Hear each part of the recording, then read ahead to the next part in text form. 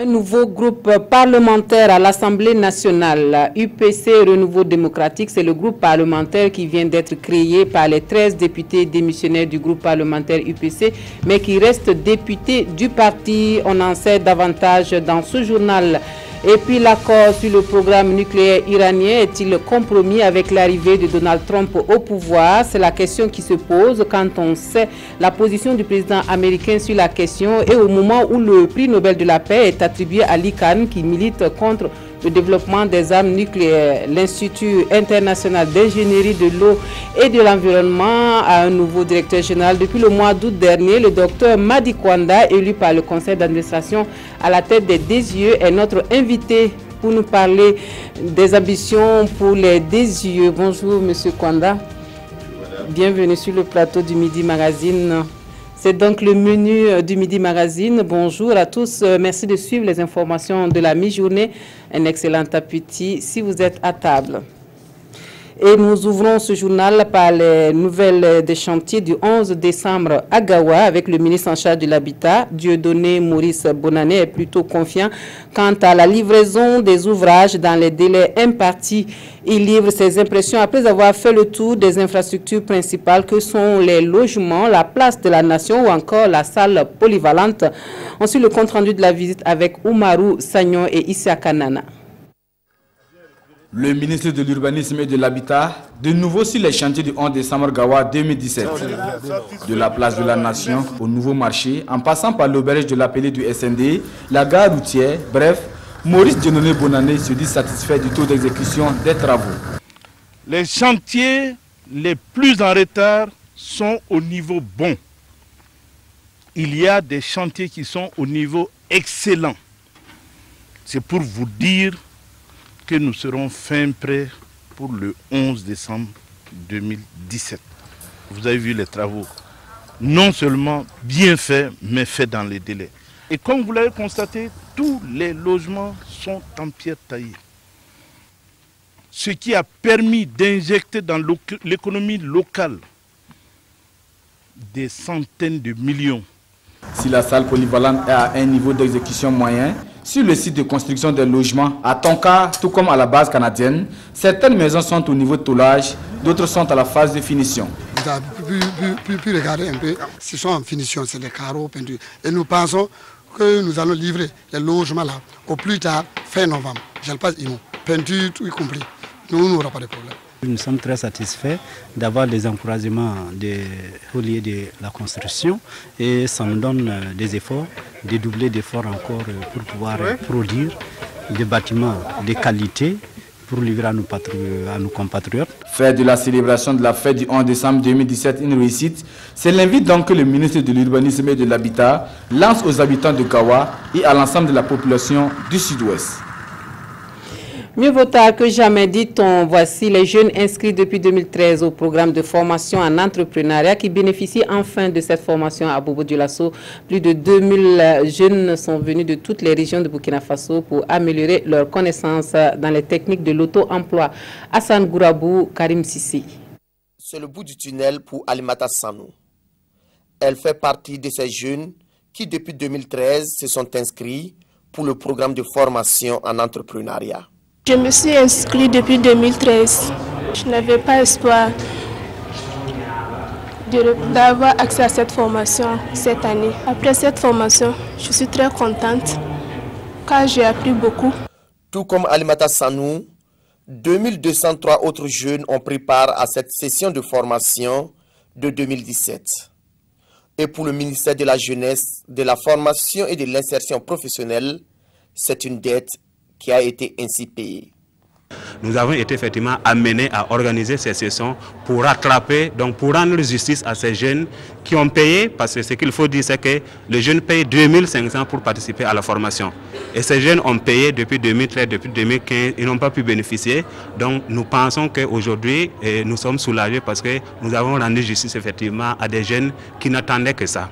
Chaque jeune ayant pris part à cette formation bénéficiera individuellement d'un accompagnement des formateurs pour le montage de son projet, voix du directeur général de la jeunesse et de l'éducation permanente.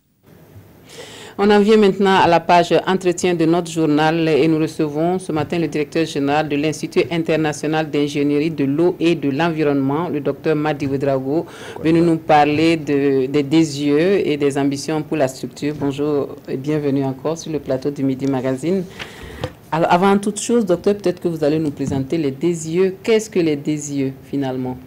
DESIeux, c'est un institut, comme son nom l'indique, international, qui a ses activités principales dans 3 domaines, que ce soit l'eau, l'assainissement, et que ce soit également dans l'énergie et l'environnement. Alors, DESIeux, c'est la fusion de 2 institutions qui étaient bien connues sur la place du Burkina à Ouagadougou ici, l'ETCHER et l'EIR, qui formaient des techniciens et des ingénieurs. Aujourd'hui, DESIeux regroupe l'ensemble de ces formations et s'inscrit clairement dans la vision d'un enseignement et d'une formation universitaire qui délivre aussi bien les bachelors ou licences, les masters. Et la particularité de DESIeux, c'est que en tant qu'école d'ingénieur, elle a développé une école doctorale de très haut niveau à caractère international. Donc nous avons les 3 niveaux L, ou le bachelor, le master et le doctorat. Alors les DESIeux, c'est plusieurs pays finalement. Combien de pays on compte autour de cette institution-là et quelles sont les missions véritables des DESIeux?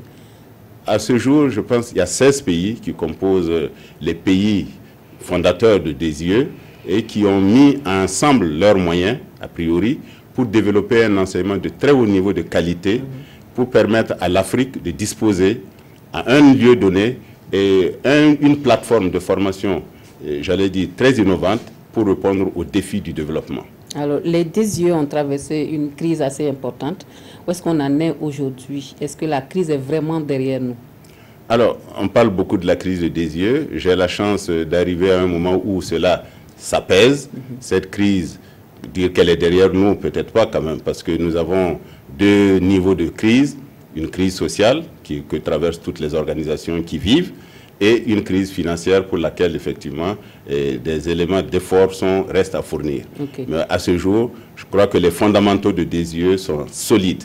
Et les DESIeux se portent pas mal aujourd'hui. Ils se portent pas mal, puisque du point de vue de son cœur de métier, à savoir l'enseignement, la formation et la recherche, de ce côté, la crise n'a pas vraiment beaucoup entamé ces éléments-là. Alors, vous venez d'être nommé directeur général des DESIeux en août dernier par le conseil d'administration. On parle un peu de cette crise-là. Vous dites que la crise n'est pas finalement derrière nous, mais comment vous entendez redorer le blason de cette institution? Puisqu'on a fondé beaucoup d'espoir quand même sur cette institution, comment vous entendez mener les actions pour que les choses se passent comme on l'a espéré? Bien. Alors, en ce moment, je crois que l'optimisme est de mise, dans la mesure où, depuis ma nomination et ma prise de fonction, il y a un aspect qui semble vraiment s'atténuer. La crise sociale commence véritablement à être derrière nous. Je pense que les travailleurs, les étudiants ont tous conscience de la qualité de l'outil dont ils disposent et qu'il faut préserver. Donc, de ce point de vue, j'ai beaucoup de chance et cela semble aller pour le mieux pour l'instant. Alors, il reste maintenant comment faire en sorte que DESIeux puisse retrouver un équilibre financier et surtout un équilibre financier durable. Et de ce point de vue, nous avons un modèle économique sur lequel le DESIeux a été fondé et qui me paraît encore tout à fait viable, à savoir compter essentiellement sur son cœur de métier, à savoir former, évidemment faire payer les étudiants pour les formations et ainsi fournir également des services à la collectivité et aux entreprises pour pouvoir générer des revenus afin de faire face à ces dépenses et à ces difficultés. Oui. Le DESIeux est reconnu comme étant en tout cas une école d'excellence. C'est l'excellence qui est enseignée là-bas. Est-ce qu'aujourd'hui on peut dire que l'école est toujours crédible dans ce sens-là? Est-ce que la formation est toujours aussi excellente ou comment revenir à cette mission de départ qui était de former des ingénieurs très excellents? Oui, c'est pour ça que je disais que les fondamentaux ont pu être sauvés dans la crise dont on parle tant. Dans la mesure où les enseignements avaient continué, nous avons conservé nos accréditations, nous les avons même renforcées. Nous sommes reconnus par ce qui est relativement nouveau et important dans l'Afrique, une des seules institutions qui est reconnue par la Commission technique des ingénieurs en France et qui donne effectivement droit aux titulaires de nos diplômes à tout emploi au sein de l'Europe. Donc c'est quelque chose de considérable. Nous avons également du point de vue des reconnaissances en Afrique, nos diplômes qui sont régulièrement reconnus par le CAMES, et nous avons, j'allais dire, des coopérations avec les plus grandes universités ou des écoles d'ingénieurs de par le monde. Donc de ce point de vue, je crois que la qualité, nous y veillons et nous y veillerons toujours afin que cela soit toujours le credo de l'école. D'accord. Et un dernier mot peut-être sur la vision que vous entendez impulser. Quelle est votre vision à vous en venant à la tête de cette institution-là? Est-ce qu'on peut avoir une idée de ce que vous comptez faire en tant que premier responsable de cette institution pour finir? C'est faire conserver à des yeux son rôle et sa place de leader en termes d'école d'ingénieurs en Afrique. C'est ça véritablement ma vision. Et cela est possible parce que nous disposons d'infrastructures, de matériel et d'hommes capables de maintenir des yeux comme leaders dans le domaine de l'ingénierie en Afrique. Okay. Merci beaucoup, M. Kwanda. Dr Kwanda m'a dit d'être venu sur notre plateau pour nous parler des DSIE, l'Institut international d'ingénierie d'eau et d'environnement. Vous restez avec nous pour la suite de notre journal. C'est officiel donc depuis ce matin, les députés démissionnaires du groupe parlementaire UPC créent leur groupe parlementaire dénommé UPC Renouveau démocratique. Le groupe reste cependant dans le parti du Lion pour engager les débats à l'intérieur de l'Union pour le progrès et le changement afin de respecter le manifeste du parti qui prône donc un développement mieux partagé.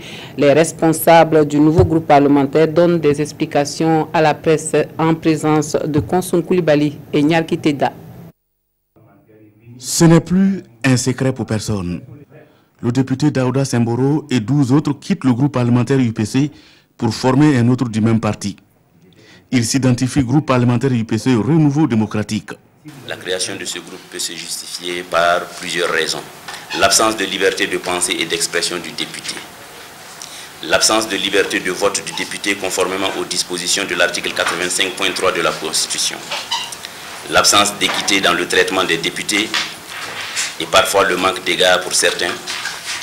Il faut noter également les susceptibilités persistantes et entretenues dans l'ancien groupe parlementaire Union pour le progrès et le changement.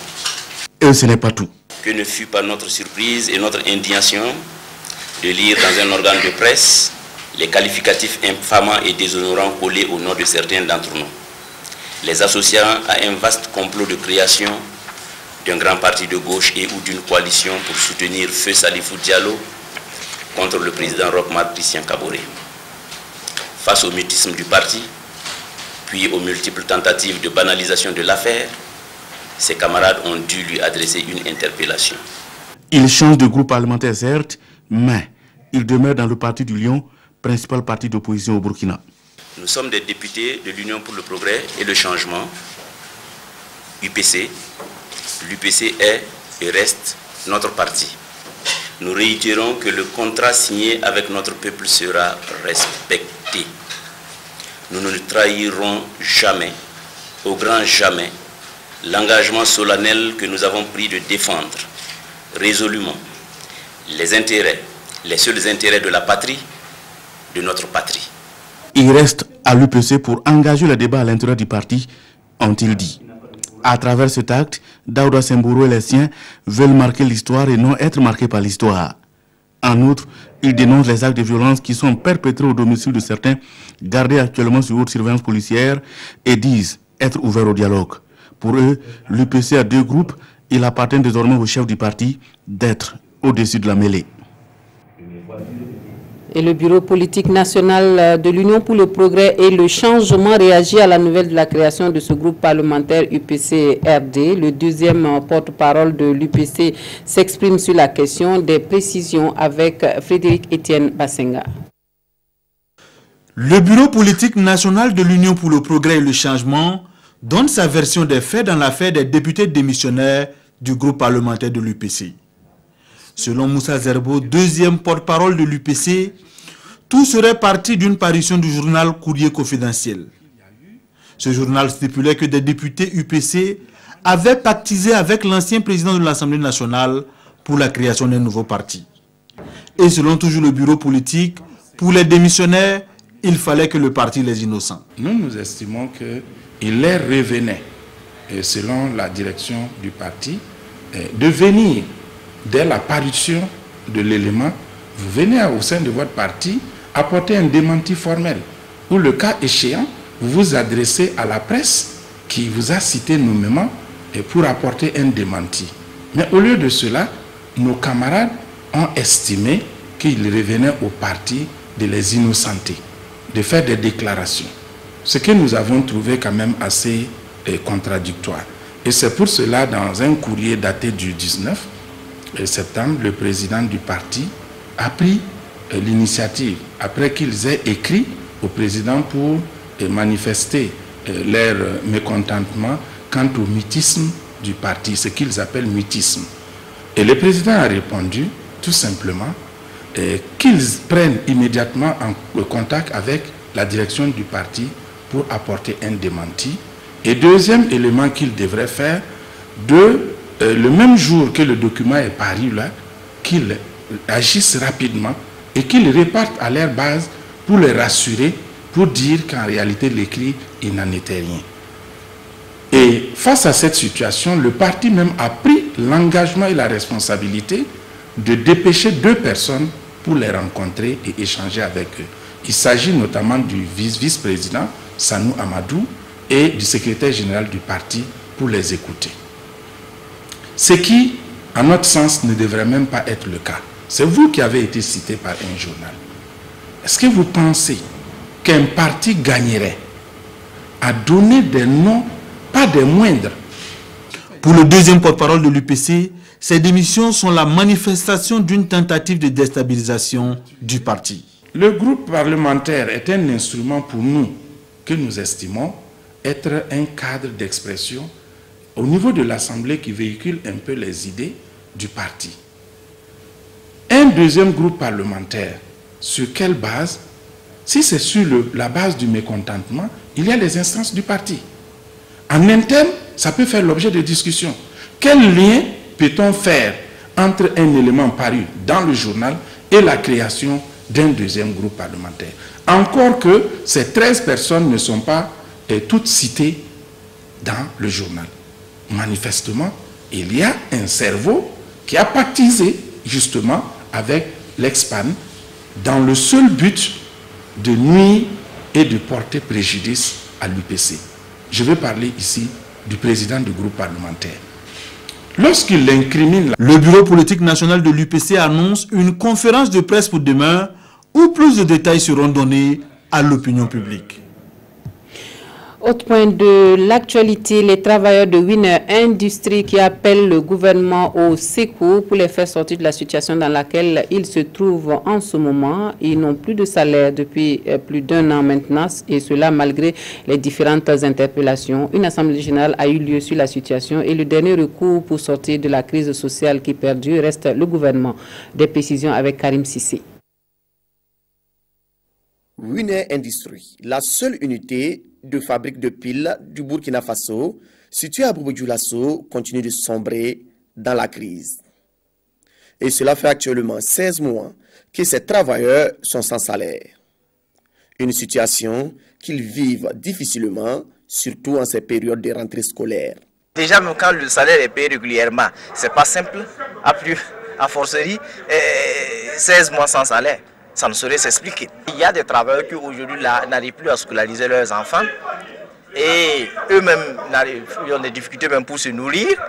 Bon, donc du coup, ça devient justement des cas sociaux. Et pourtant, lors de sa dernière visite dans cette unité industrielle, le Premier ministre Paul Kabatieba avait instruit les premiers responsables de Winner Industries de désigner un représentant pour une rencontre avec le gouvernement sur la question.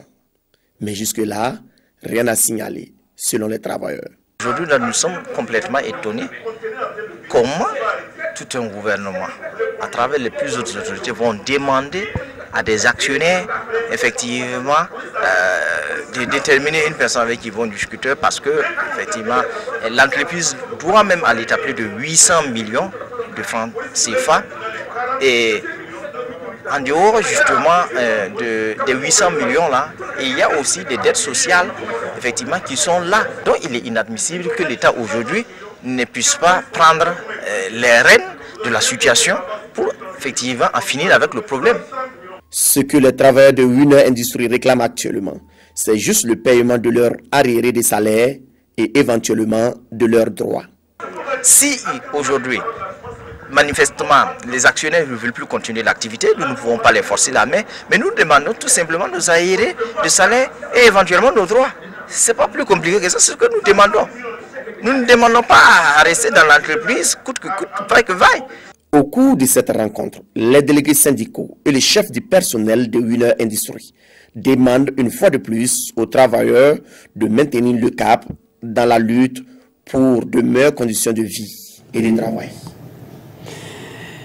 Direction l'Est où Action contre la faim plaide en faveur d'une bonne gestion des ouvrages sanitaires dans la Kompienga. L'ONG qui intervient dans la lutte pour la réduction de la malnutrition, l'hygiène et l'assainissement sollicite le concours des leaders communautaires dans son combat contre les maladies hydriques. Une sensibilisation suivie d'action. ACF remet du matériel roulant et des kits sanitaires à Pama et à Madjouari à cet effet.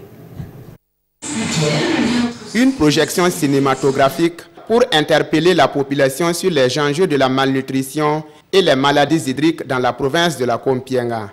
À travers cette initiative, l'ONG Action contre la faim ACF entend solliciter le concours des populations dans la lutte contre la malnutrition.